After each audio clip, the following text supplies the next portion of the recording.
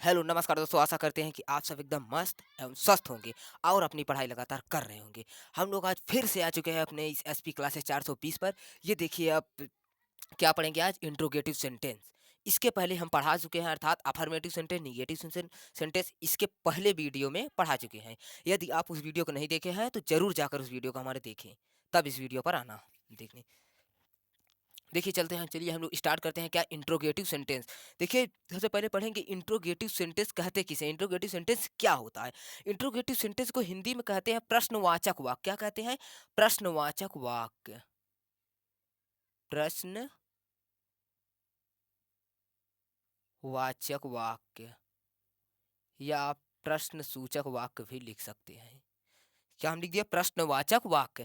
तो देखिए ये प्रश्न से ही जना रहा है। क्या जना है? प्रश्न से ही जना रहा है। सेंटेंस का मतलब क्या होता है? वाक्य। सेंटेंस का मतलब वाक्य। तो देखिए वह वाक्य जिसमें कोई प्रश्न पूछा जाता है, क्या होता है? वह वाक्य जिसमें कोई प्रश्न पूछा जाता है उसे क्या कहते हैं? Interrogative sentence. क्या कहते हैं? Interrogative sentence. ये इंट्रोगेटिव सेंटेंस को हिंदी में कहते हैं प्रश्नवाचक वाक्य। प्रश्नवाचक वाक्य, ये सेंटेंस का मतलब होता है वाक्य। देखिए वह वाक्य जिसमें कोई प्रश्न पूछा जाता है उसे कहते हैं प्रश्नवाचक वाक्य। अब देखिए प्रश्नवाचक वाक्य अर्थात इंट्रोगेटिव सेंटेंस कई प्रकार के होते हैं। तो यहाँ लिख लीजिए, दो प्रकार के होते हैं। कई प्रकार के होते हैं? दो प्रकार के होते हैं। दो प्रकार के होते हैं। दो प्रकार के होते हैं। ये देखिए दो प्रकार के तो होते हैं, पहले हम समझ ले थोड़ा कौन कौन सा। जैसे देखिए, जैसे हम दो वाक्य आपके साथ लिख दे, प्रश्नवाचक वाक्य, जैसे राम बाजार क्यों जाता है। ये पहला वाक्य हो गया। और एक दूसरा वाक्य लिखते हैं, क्या सोनी चाय पकाती है। क्या सोनी चाय पकाती है। ये देखिए पहला वाक्य और दूसरा वाक्य हम लिख दिए। क्या लिखे पहले?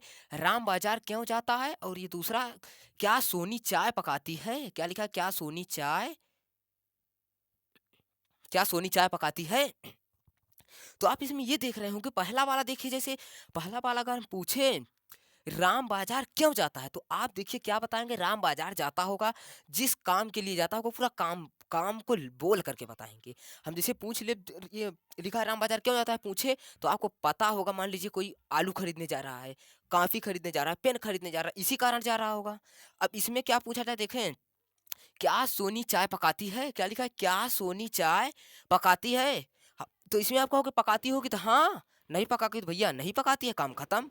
क्या सोनी चाय पकाती है तो कहोगे हाँ, लिख दोगे। और ये पूछे क्या राम बाजार क्यों जाता है, तो भैया कुछ खरीदने के लिए। इसमें क्या करोगे? पूरा वाक्य बोलकर उत्तर दोगे। क्या बोलकर? उस काम को बताओगे। इसमें क्या होता है, ई वाले प्रश्नवाचक वाक्य में, ई वाले में केवल हाँ और ना में उत्तर दिया जा रहा है। किसमें? हाँ और ना में। तो इसी प्रकार देखिए दो प्रकार के होते हैं। पहला single single interrogative,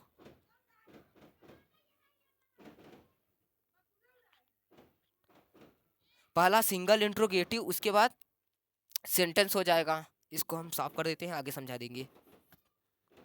single interrogative sentence. अब दूसरा देखिए डबल इंट्रोगेटिव सेंटेंस। क्या है? डबल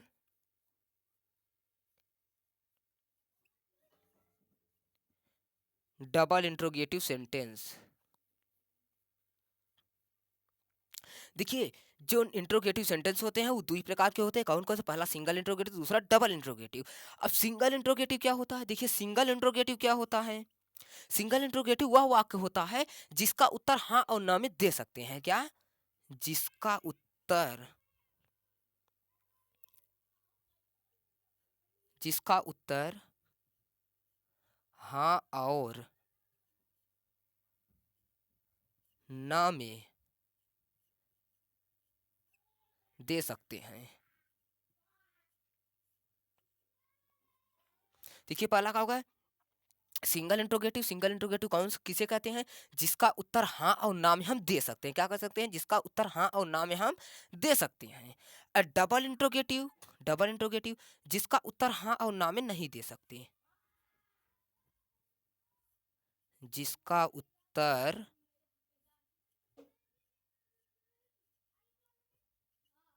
हाँ और ना में नहीं दिया जा सकता।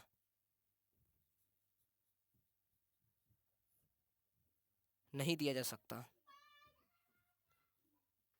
नहीं दिया जा सकता है। देखिए, सिंगल इंट्रोगेटिव जिसका उत्तर हाँ और ना में दे सकते हैं, और डबल इंट्रोगेटिव जिसका उत्तर हाँ और ना में नहीं दिया जा सकता है।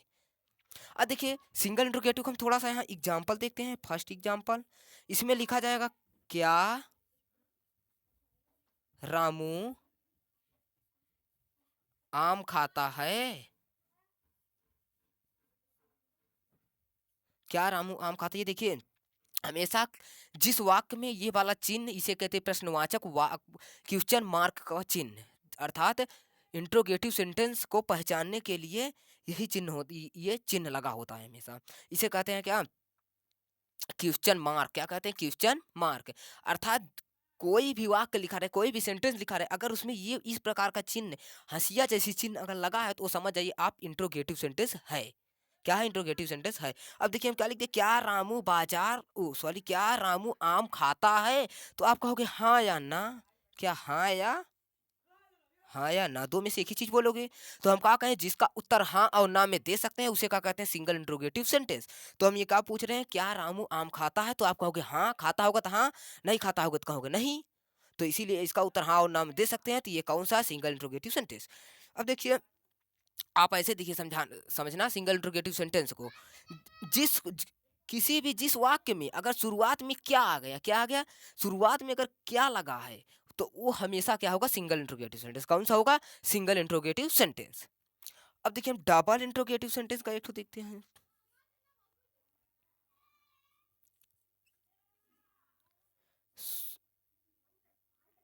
सोना विद्यालय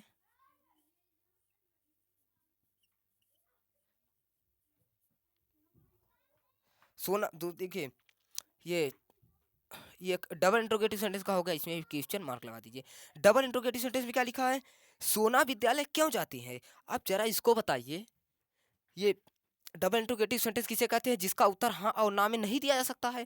तो ये देखिए, सोना विद्यालय क्यों जाती है। अगर हम पूछे सोना विद्यालय क्यों जाती है, तुम कहोगे हाँ या ना, ऐसे तो नहीं बताओगे। अगर ये लिखा है सोना विद्यालय क्यों जाती है, तो आप बताओ कि भैया सोना विद्यालय।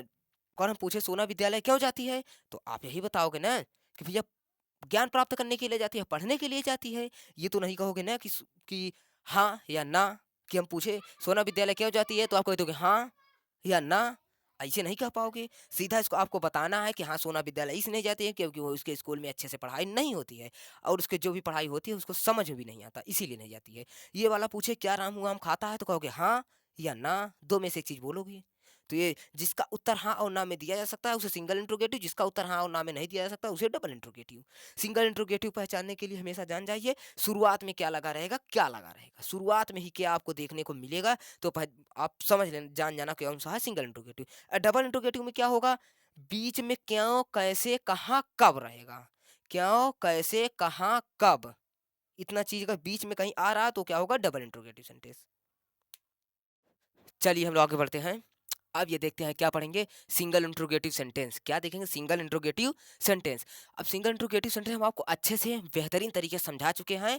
हम आशा करते हैं कि आपको एकदम बेहतरीन तरीके से समझ में जरूर आया होगा।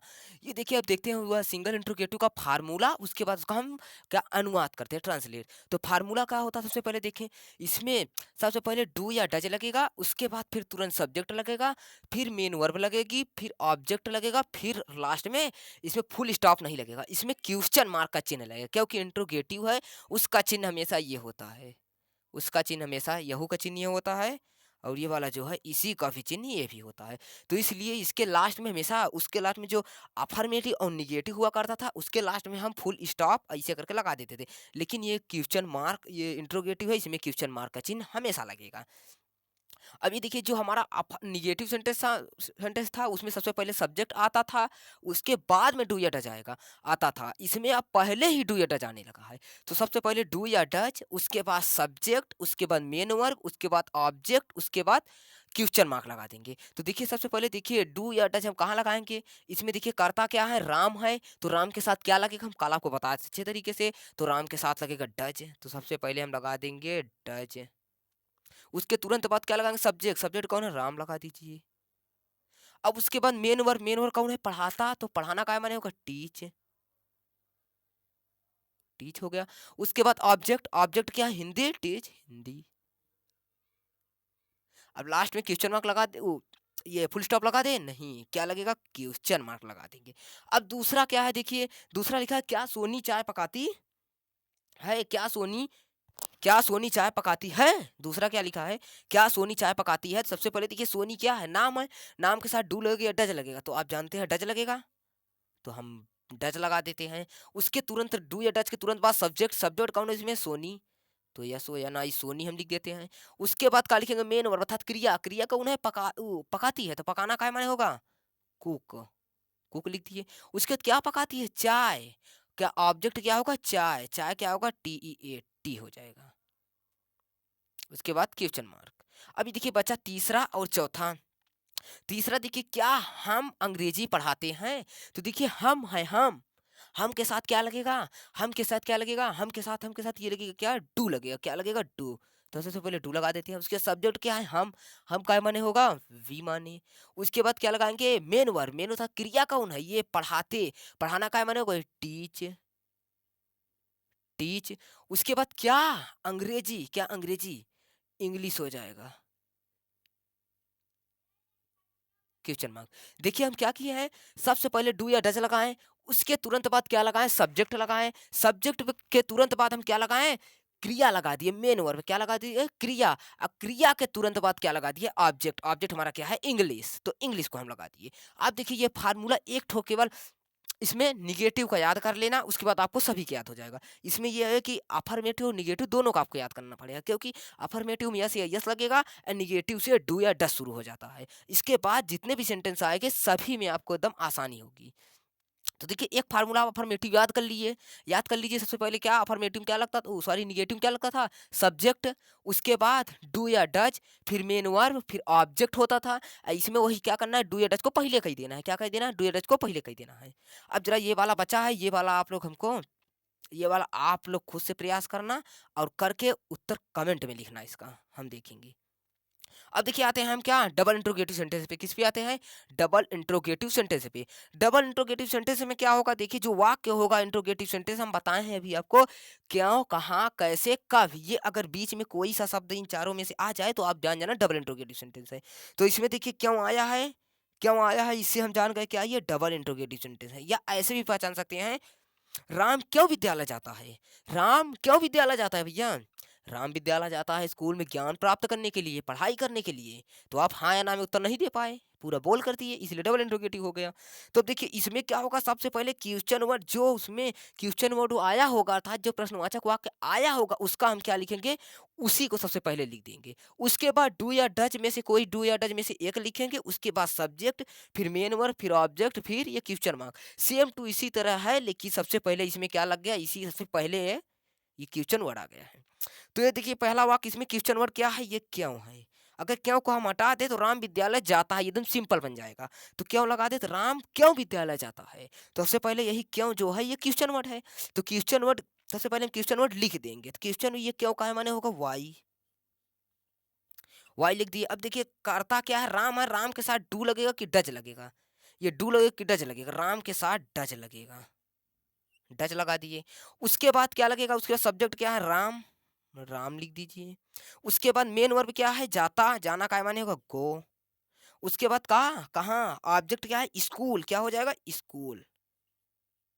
अब जरा ये बताइए, एक हम सबसे पहली ने दूसरी वीडियो में जब पढ़ा रहे थे, ट्रांसलेट करवा रहे थे, उसमें हम बताए थे कि कहीं जाने या आने की बात हो तो उसके पहले हमेशा टू लगता है, तो टू लगा दीजिए। अब देखिए क्या लिखा है? हम कहाँ कोचिंग पढ़ाते हैं? चलिए हम ये देखते हैं क्या। अब ये देखते हैं हम कहाँ कोचिंग पढ़ाते हैं। तो सबसे पहले ये देखिए इसमें क्वेश्चन वर्ड क्या है, कहाँ, क्या है कहाँ। सबसे पहले इसकी अंग्रेजी लिखेंगे, इसकी अंग्रेजी होती है वेयर। वेयर, उसके बाद देखिए हम है, हम के साथ डू लगे कि डच लगेगा, तो हमेशा हम के साथ डू लगेगा, डू लगा दिए। उसके बाद क्या लिखेंगे, उसके बाद क्या लिखेंगे, ये कर्ता, कर्ता कौन है, हम, तो हम का माने होगा वी। अब उसके बाद क्या लिखेंगे, देखिए मेन वर्ब, इसमें देखिए मेन वर्ब, कर्ता के बाद मेन वर्ब। मेन वर्ब क्या है, पढ़ाते, पढ़ाना का माने होगा टीच, टीच हो गया। उसके बाद देखिए क्या लिखा जाएगा, ऑब्जेक्ट, क्या लिखा जाएगा, ऑब्जेक्ट। तो ऑब्जेक्ट इसमें क्या है, कोचिंग, क्या बचा है, ये हो गया कर्ता, ये हो गया क्रिया, ये हो गया कर्म अर्थात ऑब्जेक्ट। तो ऑब्जेक्ट लिखेंगे, ऑब्जेक्ट कोचिंग, तो कोचिंग लिख देंगे। क्या लिख दिया, coaching. Where do you teach, किच, टीच कोचिंग, हम कहाँ कोचिंग पढ़ाते हैं या हम कोचिंग कहाँ पढ़ाते हैं, ऐसे भी ये वाक्य हो सकता है। अब देखिए एक ये वाला वाक्य बचा है और एक ये वाला वाक्य बचा है। हम आशा करते हैं कि आपको ये जितना हम पढ़ाए हैं पूरा अच्छे तरीके से समझ में आया होगा। ये किसका, सिंगल इंट्रोगेटिव का और दो डबल इंट्रोगेटिव का हम आपको होमवर्क दे रहे हैं, और इसको आप लोग करके कमेंट में उत्तर इसका लिखिएगा। तब तक के लिए आज की वीडियो हम यहीं समाप्त करते हैं और मिलते हैं अगली वीडियो में। अगर हमारी वीडियो आपको पसंद आती है, अच्छी लगती है, तो उसको लाइक, शेयर और सब्सक्राइब जरूर करना। Thank you.